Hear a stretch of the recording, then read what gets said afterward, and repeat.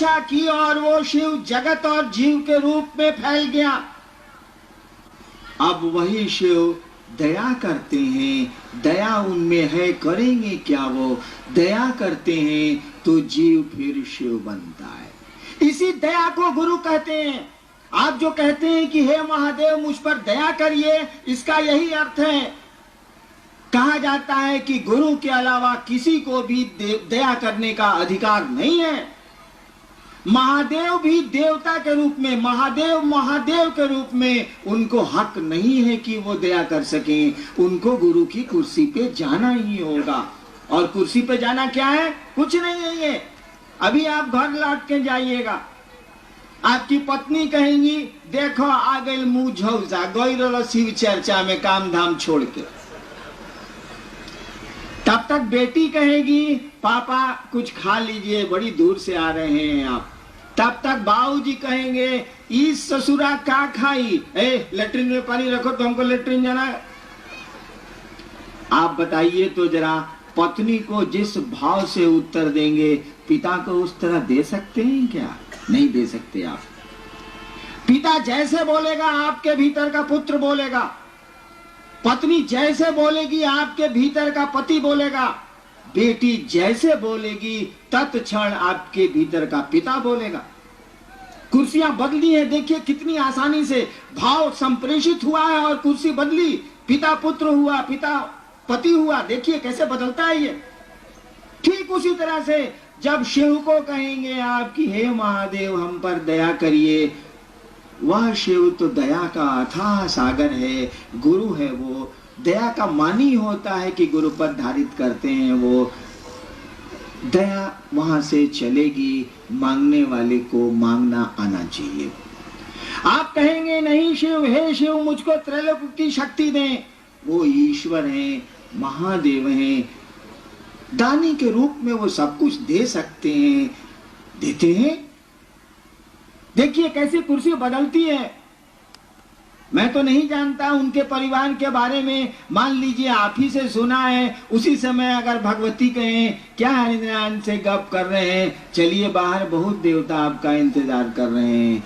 महादेव जिस तरह से मुझसे बातें करेंगे भगवती से तो नहीं करेंगे। एक बार मैं महादेव, कहानी है हमारे टीवी में करिया फोटो आवता रुआ में नीमो ना होता तो हम क्या करें। हमारे टीवी एक बार मैं महादेव से बात कर रहा था, उसी समय भगवती आई कि चलिए जरा बहुत जरूरी काम है। मैं चुपचाप मुंह ठिसवाए रह गया, महादेव चले गए। अब देखिए आपका हमारा भाव कैसे बदलता है। जैसा भाव देंगे वैसा आवेगा।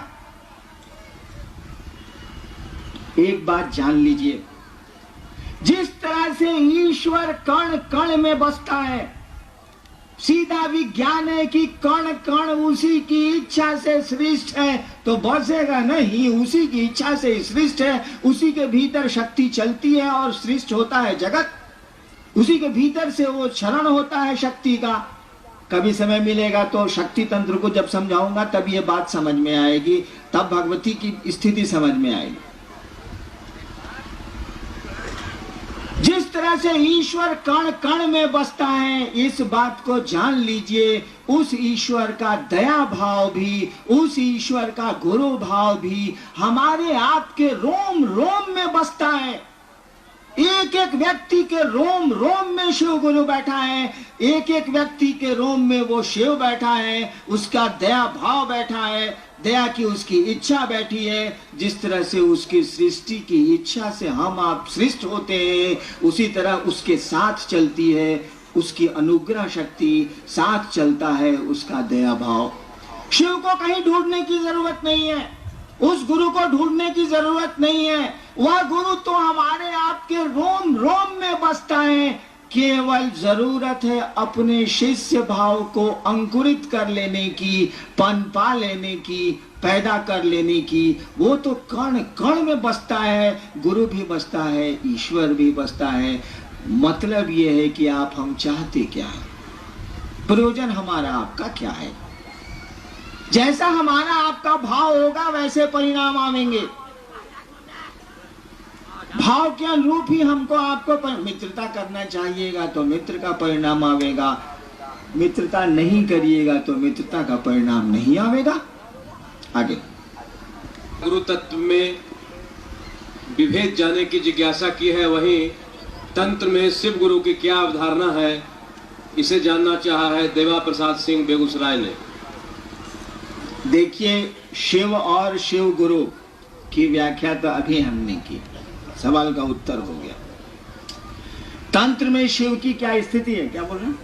तंत्र में शिव गुरु की अवधारणा, तंत्र में शिव गुरु की अवधारणा समझ लीजिए।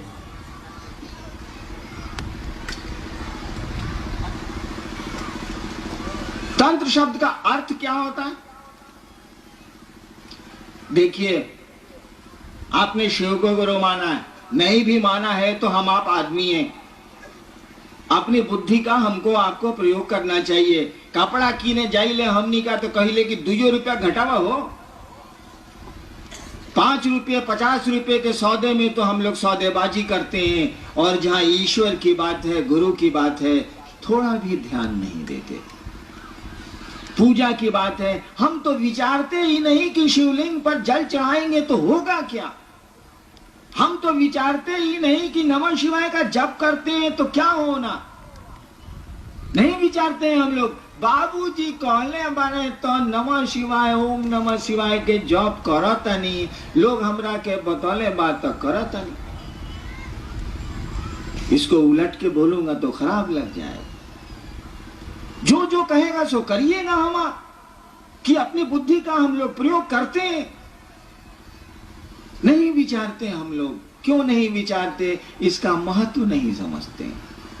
कपड़े का महत्व समझते हैं, पैसे का महत्व समझते हैं, लेकिन पूजा पाठ का कोई महत्व नहीं समझते। रूटीन वे में करते हैं, करना है, लोगों ने सिखला दिया है तो करते हैं। जानते हैं, मैं आपको बताऊं, मैंने जब शिव को गुरु माना था और शिव से जब मुझको कोई परिणाम नहीं आ रहे थे, मैं किससे कहने जाता, बताइए तो जरा। कोई तो नहीं था। मेरे मन ने यही आरा गांगी श्मशान में 1974 में ये तय किया था कि गुरु भगवान होते हैं तो भगवान गुरु काहे नहीं है।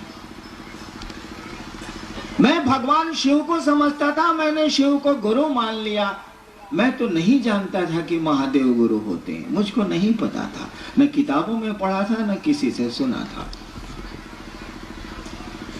मैं किससे पूछने जाता, कौन मेरी बात सुनता? कोई तो नहीं था। मेरे मन का फितूर था, मेरे मन की कल्पना थी, या शिव की दया होगी, नहीं कह सकता क्या स्थिति है। आज तो पकड़ते हैं हरिंद्रानंद को, आप तो पकड़ते हैं रामविलास सिंह को, आप तो पकड़ते हैं दूसरे गुरु भाइयों को कि महादेव के गुरु मलना 2 महीना हो गई, हमरा कुछ नहीं के बुझात।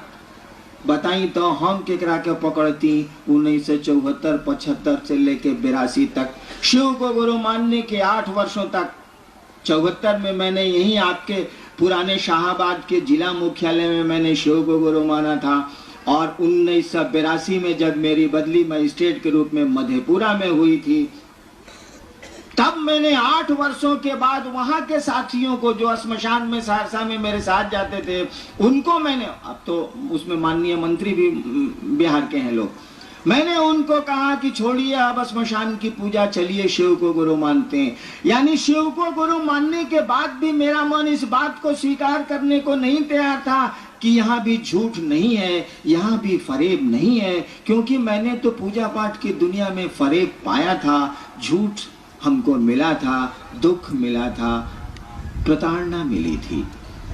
तो जो हमको मिलेगा वही ना आपको देंगे भाई साहब, जो मेरे पास रहेगा वही ना देंगे आपको। हम कहां से लाएंगे दूसरी चीजें?